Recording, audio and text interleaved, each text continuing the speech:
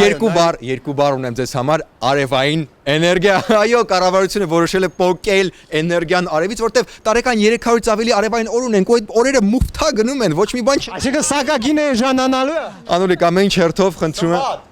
Սմբատ, ամեն ինչ հերթով նախ որոշել ենք արևային պանելներ շարենք, որպեսզի էներգիայի հոսանքի 50%-ը ստանանք փոկենք արևից։ Այսինքն տնտեսված գումարները ժողովրդին ենք փոխանցելու։ Անուլիկ, ասե ամեն ինչ հերթով, էլի, բան, գիտեք ինչ, բանն այն է, որ եթե հիմա լինի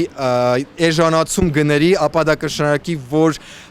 տատանվում են գները, իսկ կառավարությունը խոստացել է գների տատանում չլինի։ Իսկ նվազեցումը դա եւս տատանում է, դրա համար կստացվի մենք սուտ ենք խոսացել, մենք մեր խոսքը չենք պայել, դրա համար կդնենք պանելները եւ հարկ կդնենք արևային էներգիայի վրա, որ գինը մնա նույնը։ Բայց հարկ արդեն կա էներգիայի վրա։ Տատանում չի, դե կերապատկենք հարկը, կարևորը տատանում չլինի, լավ։ Իսկ մեզ գազ մատակարարող դաշնակիցը կարող է վատ վերաբերվի այդ որոշմանը։